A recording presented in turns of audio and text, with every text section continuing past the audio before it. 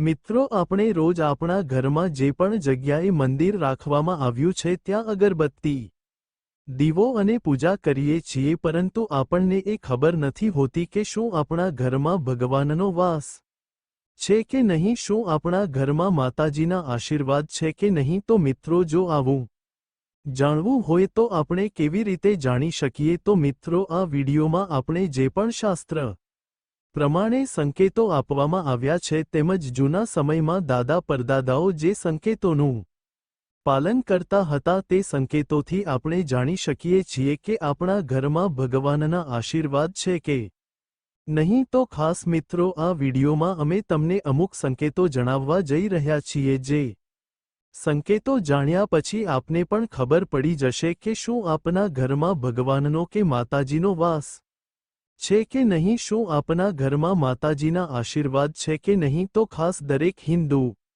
ભાઈઓ તથા બહેનો આ વિડીયોને અંત સુધી જરૂરથી નિહાળજો. આ વિડીયો આપના માટે ખૂબ જ ઉપયોગી બનશે. મિત્રો, સંકેતોની વાત કરીએ તેના પહેલા એકવાર આ વિડીયોને લાઇક કરી અને કમેન્ટ બોક્સમાં જય લક્ષ્મી માતાજી જરૂરથી લખી નાખજો, જેથી લક્ષ્મી માતાજીની કૃપા આપ સૌના પરિવાર પર બની રહે. નંબર 1, સૂતી વખતે સપનામાં જો તમને કોઈ ભગવાનની તસવીર કે કોઈપણ મંદિર દેખાઈ આવે છે તો એ સીધા સંકેત છે કે આપના પરિવાર પર ભગવાનના આશીર્વાદ છે. નંબર 2, જ્યારે પણ તમે મંદિરમાં દીવો કરો છો અને તે દીવો ખૂબ લાંબા સમય સુધી સતત ચાલ્યા કરે છે તો સમજવું કે આપના ઘરમાં માતાજીના આશીર્વાદ છે, તેમજ તમારું પરિવાર હંમેશા હસતું ખેલતું રહેશે. તેના વિરુદ્ધ જો દીવો થોડા જ સમયમાં દિવેલ પૂરેલું હોવા છતાં ઓલવાઈ જાય છે તો ઘરમાં કોઈ નેગેટિવ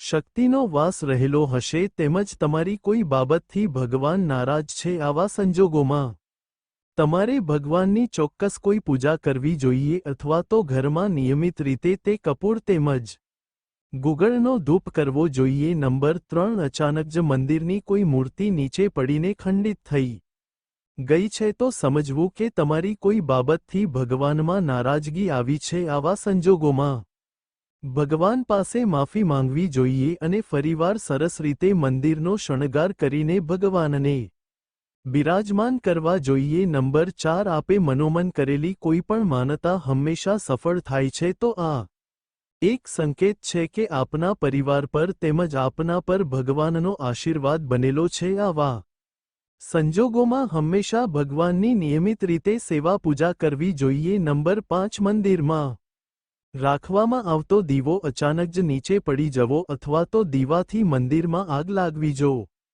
ક્યારેય પણ આવી ઘટના બને છે તો તમારે સાવધાન થવાની જરૂર છે કે ભગવાન તમારાથી ખૂબ જ નારાજ થયા છે તેવા સંકેત છે, જેથી કરી તમારે ભગવાનની જરૂરથી માફી માંગવી જોઈએ તેમજ પૂજાપાઠ પણ કરાવવા જોઈએ. નંબર 6, ભગવાનને ચડાવવામાં આવતા ફૂલ બીજા દિવસે પણ સારા રહે છે તો સમજવું કે તમારા સમગ્ર પરિવાર પર ભગવાનના આશીર્વાદ બનેલા છે, તેમજ હંમેશા તમારા ઘરમાં પોઝિટિવ ઉર્જાનો વાસ છે. નંબર 7, ઘરમાં રાખેલા મંદિરનું વાતાવરણ પ્રફુલ્લિત હોય તો તે પરિવારમાં ભગવાનના આશીર્વાદ બને રહે છે. તો ખાસ ઘરમાં રાખવામાં આવેલું મંદિર હંમેશા સ્વચ્છ હોવું જોઈએ તેમજ નિયમિત રીતે સેવા પૂજા થવી જોઈએ. નંબર 8, ઘરના મંદિરમાં ભગવાનની સામગ્રી સિવાય કોઈપણ બીજી વસ્તુ ના રાખશો.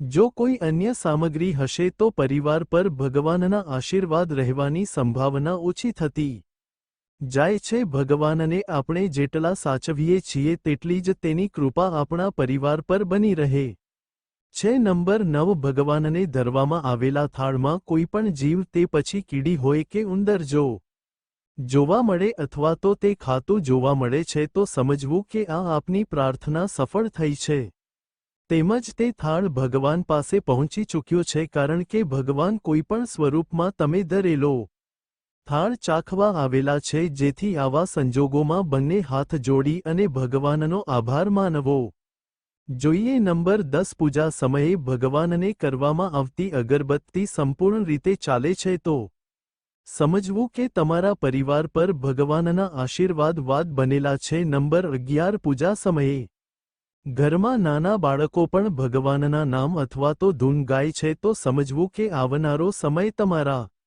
પરિવાર માટે ખૂબ જ સારો આવશે તેમજ આપના સંતાનો પર માતાજીના આશીર્વાદ બનેલા છે।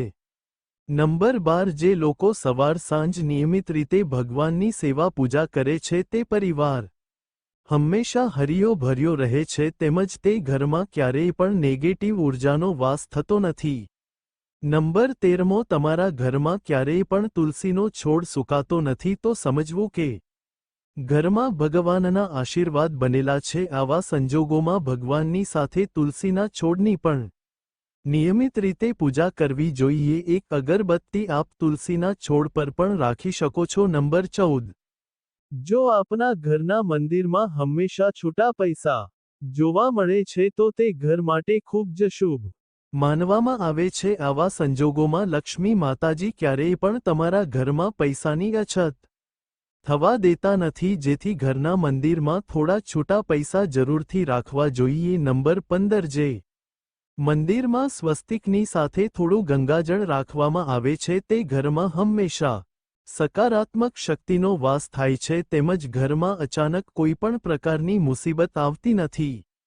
નંબર 16 ધીમામાં પડેલા ધંધાની આવકમાં અચાનક જ વધારો થવા લાગે છે તો પણ સમજવું કે લક્ષ્મીજીની કૃપા તમારા ઉપર બનવા લાગી છે। આવા સમયમાં ક્યારેય પણ અભિમાન કરવું નહીં અને ઘમંડી બનવું નહીં પરંતુ સાચા મનથી લક્ષ્મીજીનો આભાર માનો। નંબર 17 ઘરમાં રહેલું નાનું બાળક જો પૈસા જોઈને ખૂબ જ રાજી થતું હોય અથવા તો પૈસાની નોટો જોઈને ખૂબ હરખાઈ જતું હોય તો પણ સમજવું કે આવનારા સમયમાં લક્ષ્મીજી તમારા ઉપર મહેરબાન થશે। કહેવાય છે કે નાના બાળકમાં ભગવાનનો વાસ હોય છે અને તે પૈસાને તમારી બાજુ આકર્ષિત કરે છે। નંબર 18 આંગણે આવેલું કોઈપણ મહેમાન કે સાધુ બ્રાહ્મણ તમારા ઘરેથી રાજી થઈને જશે તો પણ આવતા સમયમાં ખૂબ જ સારા સંકેતો તમને મળી શકે છે। નંબર 19 એક માન્યતા અનુસાર ક્યારેય પણ તમે કોઈપણ ભગવાનની પિત્તળની મૂર્તિને સ્નાન